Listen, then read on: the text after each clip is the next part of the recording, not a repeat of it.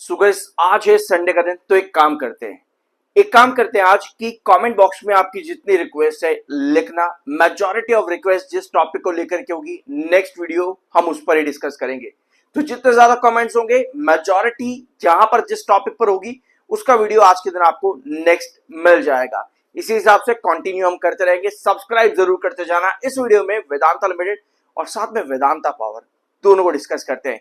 Vedanta limited, Vedanta power, overall पूरा Vedanta group एक update regular दे रहा है यहां पर अपने इनकम्बरेंस अकाउंट को लेकर के। अगर आपको कोई कंफ्यूजन है उससे रिलेटेड तो कल वेदांता लिमिटेड का वीडियो अपलोड किया है, जाकर के देखना, बहुत डिटेल में मेंशन कर रखा है। सब चीजें वहां पर आपको समझ में आ जाएंगी। वेदांता आयरन एंड स्टील, अगर मैंने वेदांता ऑयल एंड गैस बोला तो sorry, Vedanta iron and steel का ये टॉपिक है और साथ में वेदांता लिमिटेड। यहां पर आपको नजर आ रहा है कि पिछले कुछ सेशंस में आपकी डिलीवरीज बढ़ना स्टार्ट हुई है। 50% प्लस की डिलीवरीज आ रही हैं आपके पास में, जो कि weekly and monthly and regular basis पर ज्यादा है। Alright, weekly, monthly and regular basis पर कहीं ना कहीं आपकी डिलीवरी ज्यादा हो रही है यहाँ पे, जो कि बढ़िया चीज है। ऑल तो अभी पूरे महीने के इतने डिलीवरीज एंड वॉल्यूम्स नहीं आए क्योंकि स्टॉक को लिस्ट हुए इतना टाइम अभी नहीं हुआ है। पर स्टिल अगर आपके पास हाई डिलीवरी आ रही है, कहीं ना कहीं ये इंडिकेट करती है एक रिकवरी और एक अप मूव को। क्या वो हमको मिल सकता है? लॉन्ग टर्म एएसएम 1 में अभी भी स्टॉक है, नोट कर लेना। अभी भी लॉन्ग टर्म एएसएम 1 में 41.5 पर एमएफआई है, 62.9 पर आपका आरएसआई है। अब आते हैं आपके वेदांता आयरन एंड स्टील के चार्ट पे, फिर हम वेदांता लिमिटेड पे आएंगे। हमारे पास दो चार्ट है, डेली टाइम फ्रेम और 1 hour time frame. Daily time frame पर आपके पास सबसे खराब चीज ये है कि ये जो ब्लू लाइन आप देख रहे हो ये 7 EMA है। इस 7 EMA पर हमारा रिजेक्शन बना हुआ है, ये खराब चीज है। लेकिन अगर हम 1 आवर टाइम फ्रेम पर इस चार्ट को कन्वर्ट करते हैं तो हमें नजर आएगा कि 7 EMA 21 EMA के नीचे है, ये भी खराब चीज है। लेकिन हम यहां से कुछ मोमेंटम निकाल करके क्या चल सकता है और कैसे और कितना और क्यों, ध्यान से समझना इस चीज को। आपके पास 34.20, नोट करो इस प्राइस को, 34.20, ये एक रिजेक्शन है 21 EMA का। जब भी आप देख रहे हो 21 EMA पर हिट हो रहा है, यहां पर आपको बार बार सेलर वहीं से देखने को मिल जाते हैं। तो 21 EMA हमारा रिजेक्शन है, यानी कि 21 EMA के ऊपर आपकी क्लोजिंग, ध्यान से सुनना, ये 1 आवर टाइम फ्रेम का चार्ट है तो अगले सेशन में आपको 1 आवर टाइम फ्रेम ही रखना होगा। आपके पास इस तरह से सस्टेनेबल कैंडल ड्रॉ करती है अबव 34.20 पहले 1 आवर के अंदर या किसी भी सेकंड 1 आवर में आपकी सस्टेनेबल कैंडल ड्रॉ करती है, अगर दैट मींस कि हम 34.20 के ऊपर अब जा सकते हैं, जिसमें आपका पहला T1 रहेगा अराउंड 34.67 की तरफ। 34.20 के ऊपर 34.67 की तरफ हमारा पहला T1 रहेगा। अब ये क्यों? क्योंकि यहां पर आपका एक रिजेक्शन ड्रॉ कर रखा है पहले भी, और अगर आप थोड़ा सा चार्ट में पीछे आओगे तो आपको यहां भी एक हर्डल छोटा सा नजर आएगा अपर सर्किट के साथ में, क्लोजिंग प्राइस 34.67 के करीब में। इसी वजह से ये T1 है। T1 को सस्टेन करने के लिए अगर हम जाते हैं तो हमारे पास जो नेक्स्ट पॉसिबिलिटी बनती है वो है टुवर्ड्स 35.40, 35.40, ये आपका T2 है, जो कि R1 और R2 भी आप यहां पर मार्क कर सकते हो। इसके बाद में फर्दर जो आपका नेक्स्ट सबसे बड़ा रिजेक्शन है 36.50 पर। यानी आपको यहां पर क्या मालूम पड़ रहा है कि शॉर्टर कहां कहां आपके एक्टिव हो सकते हैं। पहला आपका हर्डल 34.20 है, इसको सस्टेन कर रहा है पहले आवर में, दैट मींस आप 34.67 की तरफ जा रहे हो, R1 T1। सेकंड है आपका 35.40, थर्ड आपका 36.50। इस तरीके से आपके लेवल्स डिसाइड होते हैं अप मूव के अंदर कि आपको कोई भी सस्टेनेबिलिटी मिलती चली जाती है, आप ऊपर की तरफ जाते जाते हो। रिजेक्शन दैट मींस कि किसी भी ट्रेंड के ऊपर इस तरह से कैंडल ड्रॉ होना, मतलब कि चढ़ जाना बट बाद में अगले आवर के अंदर ड्रॉप करना, वो इंडिकेट करता है सेलर। तो यहां पर आपको पोजीशंस अवॉइड हमेशा करनी चाहिए, बहुत ध्यान से रखना। 1 आवर टाइम फ्रेम का चार्ट पैटर्न है और कोई भी फॉल बिलो 33.50 वो आपको इंडिकेट करता है प्रॉफिट बुकिंग। दैट मींस कि वहां पर आपको बिल्कुल अवॉइड कर देना चाहिए, एंट्रीज नहीं बनती है।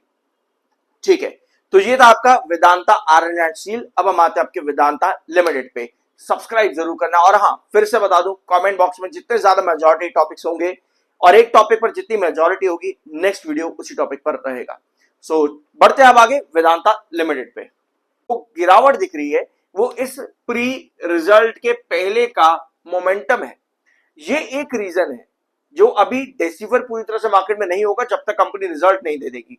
अभी इसके अलावा जो मेजर रीजन आपका आता है, जैसे हम लोगों ने कल भी डिस्कस किया या आज से 10 दिन पहले भी डिस्कस किया था, कि 340 से लगातार आपका 7 EMA पर रिजेक्शन बना हुआ है, और किसी भी कंपनी में इस तरह से गिरावट होना, 7 EMA का 21 EMA के नीचे जाना, ये लॉन्ग टर्म चार्ट को बेरिश इंडिकेट करता है। अब एक बार ब्लैंक स्क्रीन पर आओ। यहाँ पे अगर आप चैनल पर रेगुलर रहे हो, अगर पहली बार आए हो तो सब्सक्राइब कर देना। I am an ISM certified. अगर आप पहली बार चैनल पर आए हो तो एक चीज यहाँ पर नोट करना, किसी भी स्टॉक में जब आपको एक तरफा इस तरह से गिरावट देखने को मिलती है, ठीक है, इसको आप नोज डाइव भी कह सकते हो, इस तरह से जब आपको फॉल दिख रहा होता है तो वहां पर बहुत हाई पोटेंशियल होता है कि आपके पास एक रिकवरी बने ऊपर की तरफ। और फिलहाल के लिए 254 की रेंज, जो कि एक बहुत क्रूशियल बेस है आज पर आपके चार्ट्स 2024 के, यहां पर अगर आप देखोगे 2024 के चार्ट्स के अकॉर्डिंग ये प्राइसेस आपके लिए बहुत ज्यादा इंपॉर्टेंट रहे हैं वेदांता लिमिटेड के लिए, 250 की रेंज। तो दैट मींस कि अगर ये रेंज बहुत इंपॉर्टेंट रही और आप ऑलरेडी नोज डाइव कर रहे हो यहाँ पे, तो आपको ये देखना है कि एटलीस्ट इस 254 की तरफ वापस से आप रिटेन करो, क्योंकि अगर हम रिटेन करते हैं तो हमारे पास कुछ मोमेंटम और कुछ रिकवरी के चांसेस बनते हैं, जहां पर आपको बहुत ज्यादा एवरेजिंग भी देखने को मिलेगी और साथ में एवरेजिंग के बाद प्रॉफिट बुकिंग भी सबसे ज्यादा देखने को मिलती है। तो अल्टीमेटली अगर आपके पास कुछ रिकवरी यहां पर बनती भी है नोज डाइव के बाद में, और ये क्यों बन सकती है, इसके पीछे और रीजन यहां पर सुनना एक बार। टेक्निकल, बोथ आरएसआई एमएफआई दोनों आपके बुलिश हैं, तो ये भी कहीं ना कहीं एक रीजन हो सकता है। तो आपके पास दो रीजन बन रहे हैं कि एक तो आप इंपॉर्टेंट बेस के पास हो, दूसरा आपके टेक्निकल्स दोनों पॉजिटिव है, बुलिश सिग्नल दे रहे हैं। तो ये कुछ रीजन बन सकते हैं कि इस नॉच डाइव के बाद में आपके पास एवरेजिंग बने।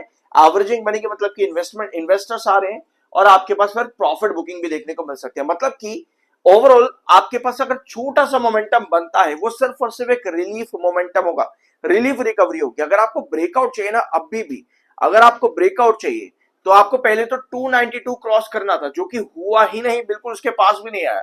282 और 272 के बीच में ही अटका रहा था, ठीक है, 272 282 के बीच में ही अटका रहा था। तो अगर आपको कोई बड़ा ब्रेकआउट चाहिए तो यहां पर आपको 292 क्रॉस करना जरूरी है। अब आप कहोगे भाई 254 से लेकर के 292 ये अपने आप में बड़ा ब्रेकआउट है, नहीं, काफी सारे इन्वेस्टर्स 315 340 के आसपास अटके हुए हैं। तो जब बड़े ब्रेकआउट की बात आ रही है, मतलब हमको इतने बड़े लेवल्स चाहिए, तो उसके लिए ये चीज 292 क्रॉस करना जरूरी है। अदरवाइज शॉर्टर जैसे आपके 282 से 272 के बीच में एक्टिव थे, वो आपको फिर एक्टिव देखने को ही मिलेंगे, ठीक, वो फिर एक्टिव देखने को मिलेंगे।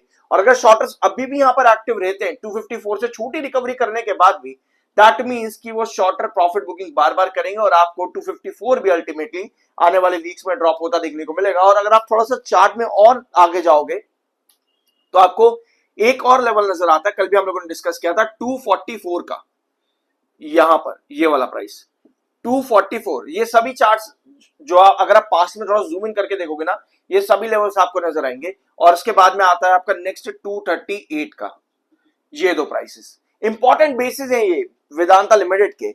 और अभी तक जो हम लोग 254 डिस्कस करते हुए आया था ना, वो भी आपके पास चार्ट पैटर्न्स के अकॉर्डिंग ही था कि आप तब तक यहां पर लॉन्ग टर्म एंट्रीज नहीं कर सकते जब तक 292 कम से कम ये लेवल सस्टेन ना करे, और स्पेशली 7 EMA 21 EMA के ऊपर ना आ जाए। और दोनों में से कोई चीज नहीं हुई, मतलब कि अभी तक हम बहुत सेफ चल रहे थे। और जो ये बहुत जरूरी चीज होती है टेक्निकल पॉइंट ऑफ व्यू पे, क्योंकि हर बार आपको खबर आकर के नहीं बताएगी कि मैं अच्छी हूं या बुरी हूं।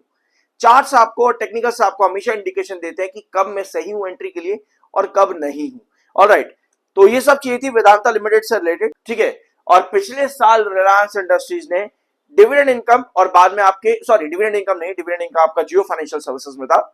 कंपनी ने एशियन पेंट्स के स्टेक से एक अच्छा खासा अमाउंट ऐड कर दिया था, ठीक है, जिसकी वजह से इस बार के जो प्रॉफिट्स और रेवेन्यूज वो आपको अनसेटल्ड होते देखने को मिले। और मैंने सिर्फ आपके साथ यही चीज डिस्कस करती कल के वीडियो के अंदर रिलायंस इंडस्ट्रीज के, कि कंपनी की अदर इनकम बढ़ी है। और रीजन स्पेसिफिकली ऑल्दो मैंने कमेंट बॉक्स में मेंशन कर दिया जब आपके बहुत सारे कमेंट आए, तो इसलिए इस बार मैंने आपको पहले ही बता दिया कि कैसे कंपनी का पिछले साल बहुत बड़ा रेवेन्यू था और बहुत बड़ा नंबर था, और इस बार क्या पॉसिबिलिटी आपको मिलनी चाहिए, आपकी नजर कहां होनी चाहिए। कुछ नया जानने को मिला हो सब्सक्राइब करते जाना, मिलता अगले वीडियो में।